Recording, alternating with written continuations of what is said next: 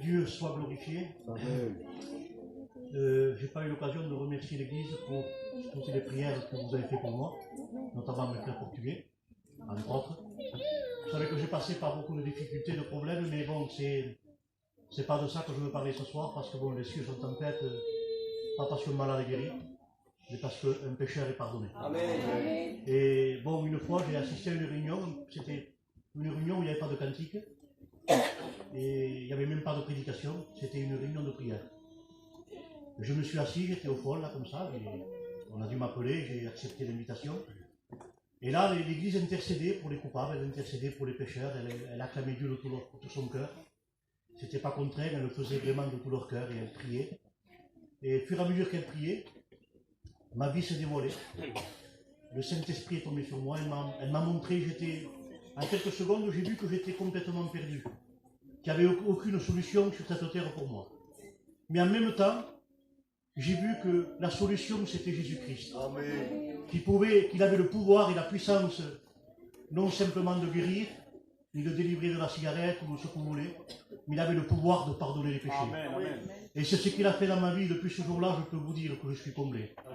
J'ai eu des graves problèmes, notamment c'était en 2003.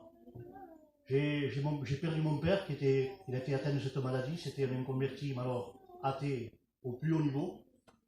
Et quand j'ai appris ceci, bien sûr, le ciel m'est tombé sur la tête parce que c'était difficile pour moi.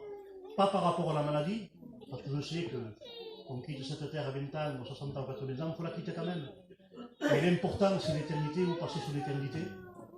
Alors bien sûr, je n'ai pas prié pour sa maladie, j'ai intercédé de tout mon cœur pour que Dieu puisse le toucher, pour que Dieu puisse le convertir.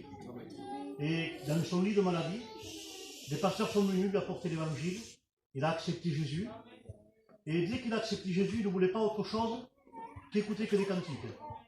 Et moi j'étais là, bien sûr, vous savez, on n'est que des hommes, on est charnels, on manque tellement de confiance en Dieu.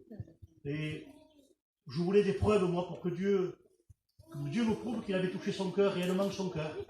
Et là, à 82 ans, sur son lit de maladie, il a été baptisé le Saint-Esprit par l'Anne. Si vous savez la force que ça m'a fait. Après cela, on l'a enterré. Il est parti auprès du Seigneur un dimanche matin. On l'a enterré un dimanche matin. Et ma mère n'a pas supporté le choc. Le dimanche d'après, on a enterré ma mère. Une semaine après. Alors, pour la séparation de mon père, j'étais prêt. Mais quand ma mère est partie, honnêtement, je vous le dis, je ne savais plus quoi faire. Parce que pour moi, c'était un réconfort. Je m'accrochais à elle. Et quand elle est partie, je ne savais plus où j'étais. J'étais déboussolé. Et en quelque sorte, j'en voulais un peu à Dieu. J'ai dit, Seigneur, je ne comprends pas. Alors, après l'enterrement, quand tout a été fini, j'ai pris ma voiture, je suis parti dans un bois et j'ai cherché Dieu. Et j'ai parlé avec lui, je voulais régler mes comptes avec lui, je voulais qu'il m'explique, Seigneur, pourquoi ça? Et j'ai ouvert la parole de Dieu. Je suis tombé sur un verset.